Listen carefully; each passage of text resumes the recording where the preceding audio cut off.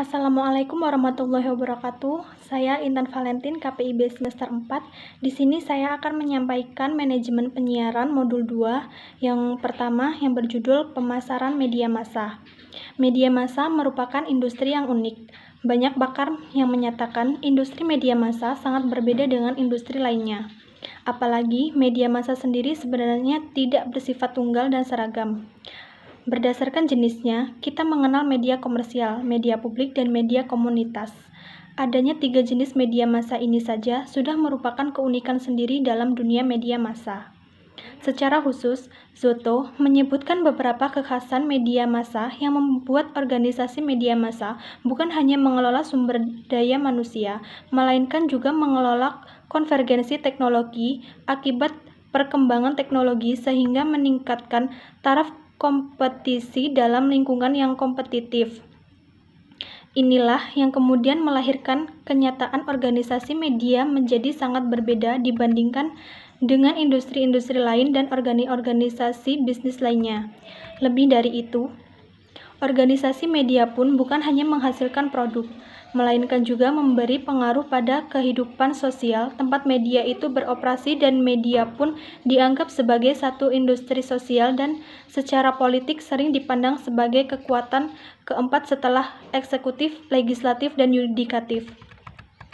Sedangkan Picard lebih menyoroti adanya keunikan dari produk medianya. Produk media massa bukan hanya berbeda di antara media massa sendiri, namun juga di antara berbagai produk lainnya. Perbedaannya terletak pada karakteristik pasar, keuangan, dan operasionalnya. Kondisi inilah yang dalam pandangan Picard menghasilkan perbedaan-perbedaan dalam dinamika bisnis dan isu-isu manajerial yang dihadapi para manajer media. Oleh karena itu, manajer yang handal dan piawai dari satu bidang industri belum tentu bisa menjadi manajer yang piawai juga dalam mengelola media massa. Tetapi manajer yang handal dari satu media massa bisa menjadi manajer handal pula bila beralih ke media massa lainnya.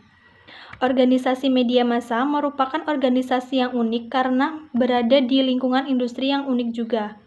Industri media unik karena produknya mempengaruhi opini publik dan media memikul tanggung jawab sosial. Oleh karena ada tanggung jawab sosial itulah, maka banyak negara menjalankan regulasi khusus yang mengatur industri media. Di tengah perubahan yang berlangsung cepat, antara lain adanya perkembangan teknologi komunikasi dan informasi, bila dilihat dari sisi pemasaran, maka media pun merupakan bidang pemasaran yang unik. Sejumlah media berusaha memenangkan persaingan dengan memanfaatkan kemungkinan yang disediakan teknologi. Salah satunya adalah dengan menyediakan layanan online. Namun, layanan online ini cenderung digunakan oleh kalangan pembaca yang lebih muda, lebih berpendidikan, dan berpenghasilan lebih tinggi. Untuk kegiatan pemasaran media, penting melakukan analisis lingkungan pemasaran. Analisis lingkungan pemasaran tersebut biasanya dilakukan dengan menggunakan analisis 5 daya.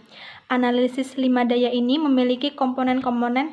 Yang pertama, kekuatan pembeli. Yang kedua, kekuatan pemasok. Yang ketiga, ancaman pendatang baru. Yang keempat, ancaman produk pengganti. Dan yang terakhir, persaingan kompetitif.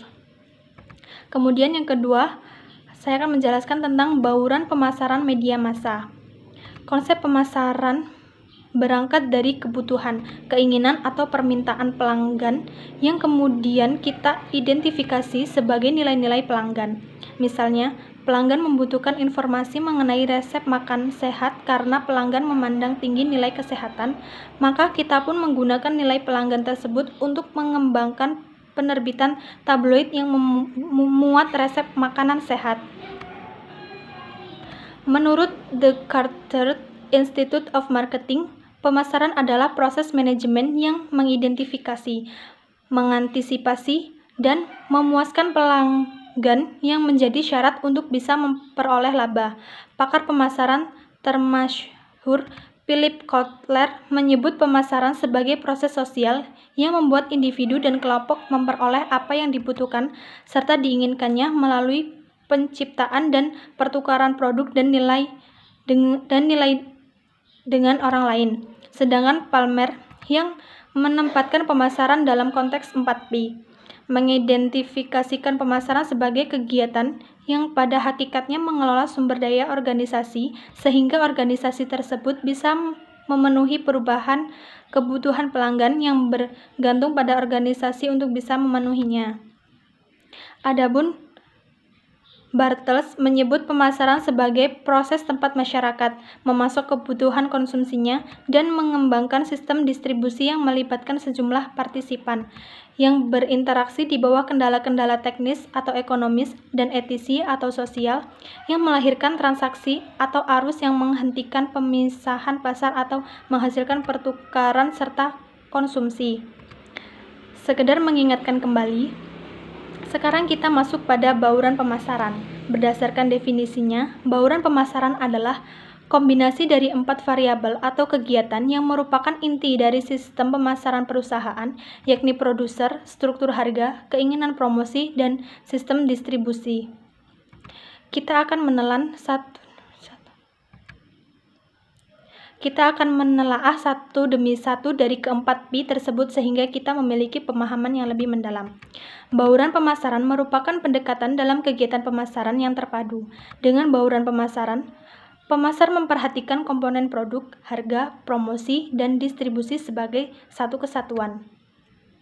Upaya melakukan pemasaran dengan bauran pemasaran ini menggunakan langkah-langkah. Yang pertama, analisis atau audit kondisi saat ini. Yang kedua, menetapkan tujuan. Yang ketiga, menetapkan strategi pemasaran yang dipergunakan.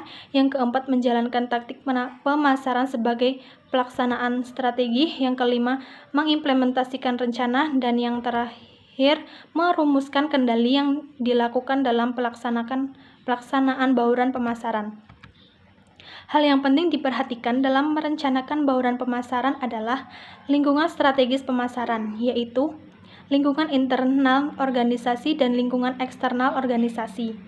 Lingkungan-lingkungan tersebut akan memberi pengaruh sekaligus dipengaruhi kegiatan pemasaran yang kita lakukan. Di samping itu, kita pun mesti memperhatikan filosofi pemasaran yang sangat menekankan pada upaya pemenuhan kebutuhan atau penyelesaian masalah pelanggan melalui produk yang dianggap bernilai bagi konsumen. Nilai di sini adalah manfaat total produk yang bisa diperoleh konsumen. Dalam bauran pemasaran, setiap komponen akan dihadapkan pada kendala. Oleh karena itu, sekaitan dengan bauran pemasaran mesti diidentifikasi pula kendala-kendala yang mungkin ada untuk setiap komponen bauran pemasaran. Identifikasi kendala dan perumusan langkah-langkah pemasaran tersebut akan sangat memerlukan dukungan data dan informasi. Dalam setiap komponen bauran pemasaran, ada beberapa alternatif yang bisa kita pilih untuk dimanfaatkan. Oleh karena itu, bauran pemasaran berarti juga pengambilan keputusan pada setiap komponen bauran pemasaran. Keputusan-keputusan tersebut bisa menggunakan naluri saja, sehingga kita mengenal naluri bisnis. Namun ada kalanya menggunakan pendekatan ilmiah rasional atau konseptual teoretis atas data yang ada. Sekian penjelasan dari saya. Wassalamualaikum warahmatullahi wabarakatuh.